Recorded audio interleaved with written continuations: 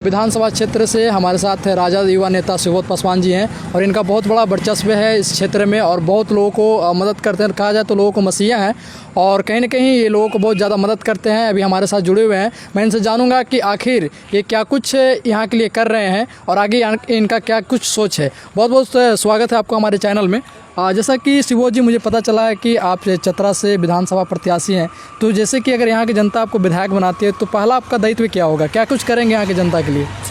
देखिए, मैं एक दल से जुड़ा हुआ हूँ, राष्ट्रीय जनता दल से, और ये सब जो बातें हैं ये हमारे राष्ट्रीय अध्यक्ष और पार्टी के फॉर्म पे लोग तैयार करते हैं। मैं कोई प्रत्याशी नहीं हूँ, पार्टी के लिए घूम घूम कर प्रचार करता हूँ और पार्टी के लिए काम कर रहा हूँ। पार्टी हमसे जो बोलती है मैं वैसा करता हूँ। पार्टी का मैं कार्य करने के लिए हमेशा इच्छुक रहता हूँ और पार्टी के लिए जीता हूँ और पार्टी के लिए ही मरता हूँ। जैसा कि अभी आप युवा भी हैं और आपका पूरा चतरा विधानसभा में आपका पूरा वर्चस्व है, तो अगर आपको यहाँ की जनता अगर विधायक बनाती है तो आपका पहला कर्तव्य क्या होगा इधर के लिए, इस क्षेत्र के लिए? देखिए, हम तो जनसेवक हैं, हम तो जनता का सेवा करते हैं, हम तो युवाओं के बीच में अपनी पार्टी का प्रचार करते हैं। पार्टी जो जिम्मेदारी देगी उसको हम पूरा करेंगे और ये सब जो बातें हैं विधायक बनाना या ना बनाना ये पार्टियां तय करती हैं। हम जैसे साधारण लोग तय नहीं करते हैं। पार्टी जो काम हमको सौंपती है हम उसका काम तरीके से करते हैं। जैसा कि आपसे एक दो सवाल हम करेंगे कि भी जो गैस है, जो LPG गैस है, उसकी कीमत बहुत ज़्यादा बढ़ रहा है, इस पर आप क्या कुछ कहना चाहेंगे?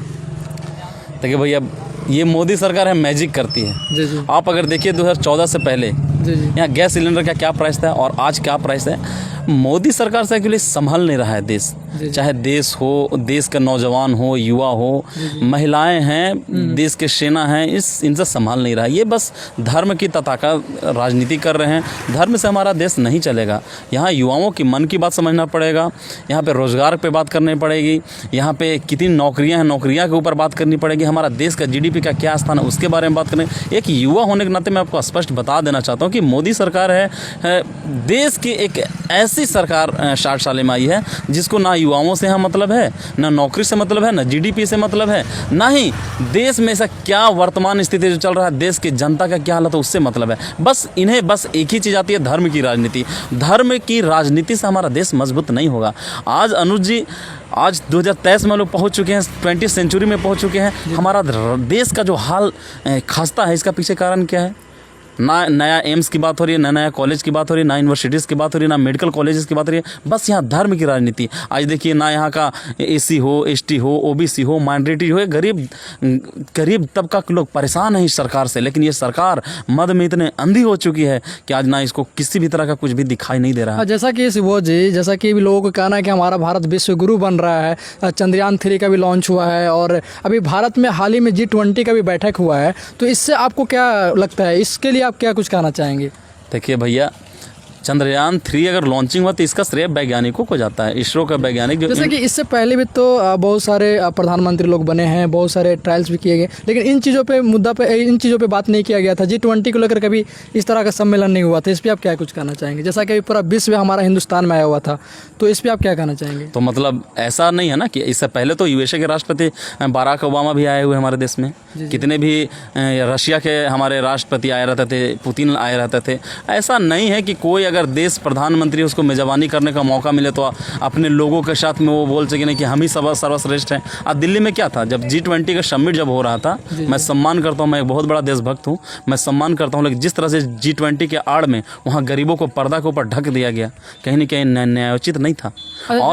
और G20 की जहाँ तक बात रही थी, ठीक है, विश्व पटल पे हमारा नाम अगर ऊंचा है तो बहुत खुशी की बात है, लेकिन मोदी जी को बेहतर ये होता कि जो गरीबों को जो पर्दा से ढक दिया गया था वहाँ पे, उसको भी दिखाते कि हमने 10 सालों जो रूल्ड किया है यहाँ पे भारत के लोगों पे, उसका हाल ऐसा है कि एक भी डेवलपमेंट का कार्य नहीं किया जिसके कारण मुझे पर्दे से ढकने का मौका मिल रहा है। जैसा कि अभी भी हाल में ही इंडिया को नाम बदलकर भारत कर दिया गया। जैसे कहीं पे लिखा था गवर्नमेंट ऑफ इंडिया, अब लिखाएगा गवर्नमेंट ऑफ भारत। तो क्या ये सही है या फिर गलत है? आपके हिसाब से क्या कुछ होना चाहिए?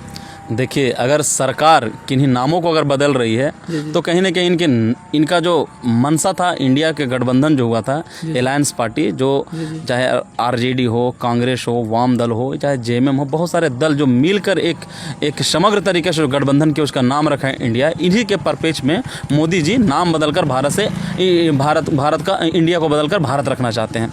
लेकिन संविधान के पहला अनुच्छेद में ये लिखा हुआ है, इंडिया इक्वल टू भारत, मतलब इंडिया ही भारत है। जैसा कि अभी आप चतरा से यानी कि चतरा में पूरा भ्रमण कर रहे हैं, आप एक युवा भी हैं सुबोध जी, तो आपको युवाओं को क्या कुछ संदेश देना चाहेंगे आप, और युवाओं से आपको कैसा समर्थन मिलता है, क्या कुछ कहेंगे युवाओं के प्रति? देखिए समर्थन तो बहुत मिल रहा जैसा है। कि आजकल के युवा बहुत बेरोजगार हैं, लोग के पास कोई काम नहीं है, तो ऐसे में आप क्या कुछ कहना चाहेंगे? बस मैं यही कहना चाहता हूँ कि हमारे ज़िले में आम्रपाली है, मगध है, चंद्रगुप्त है, इतने बड़े बड़े कोल माइंस के प्रोजेक्ट हैं, फिर भी हमारा युवा हरियाणा पंजाब कमाने क्यों जा रहा है? तो कहीं ना कहीं यहाँ के जो सांसद है ध्यान नहीं दिए, हमारे कहीं ना कहीं यहाँ के जो सांसद थे, नेतागण थे, वो ध्यान नहीं दिए। हमारा आज युवा क्यों जाएगा बाहर? का मेरे यहाँ माइंस नहीं है क्या? मेरे यहाँ अब्रक नहीं है क्या? मेरे यहाँ कोयला नहीं है क्या? मेरे यहाँ सोना चांदी नहीं क्या? झारखंड मिनरल से भरा हुआ है। यहाँ एक सही नियत से काम करने वाला एक व्यक्ति चाहिए।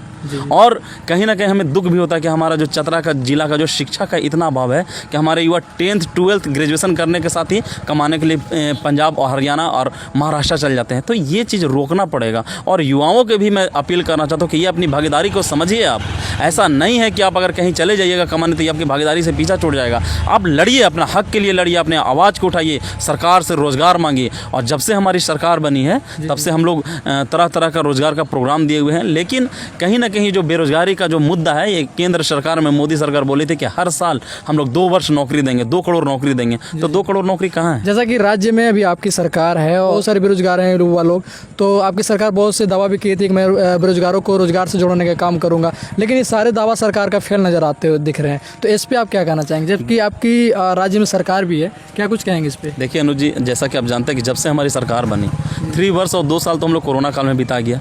हम लोग गरीबों को सेवा करते करते कोरोना से, जो पहली बार ऐसा कोई श्रमिक होंगे जो हरियाणा हो, दिल्ली हो, मुंबई या देश के अन्य भागों से हम लोग हवाई जहाज से उनको रेस्क्यू करा के झारखंड में लेकर आए थे। और जब से हमारी सरकार आई है हम लोग युवाओं को एक बेहतर तरीके से रोजगार को जोड़ रहे हैं। चाहे आदिवासी बहनों का मामला हो जो हॉकी खेलते थे, घर घर जाकर नियुक्ति पत्र दिया है हमने। और कोई भी सरकार को काम करने के लिए समय चाहिए, और वो समय मिला है, हम लोगों ने काम किया है, आगे भी काम करेंगे बेहतर तरीके से। युवाओं के बीच में हम समन्वय तरीके से बात करके हम लोग नौकरी प्रदान करेंगे, और नौकरी प्रदान कर ही रहे हैं। जैसे देखिए पारा शिक्षा का मामला था, हमारी सरकार ने तो सॉल्व किया है। जी जी। तो अभी हमारे साथ है युवा नेता सुबोध पासवान जी जुड़े हुए थे, ये राजा से हैं और अभी हमारे साथ जुड़े हुए, तो बहुत बहुत धन्यवाद आपका। बने रहे हमारे साथ और देखते रहे हेडलाइन झारखंड।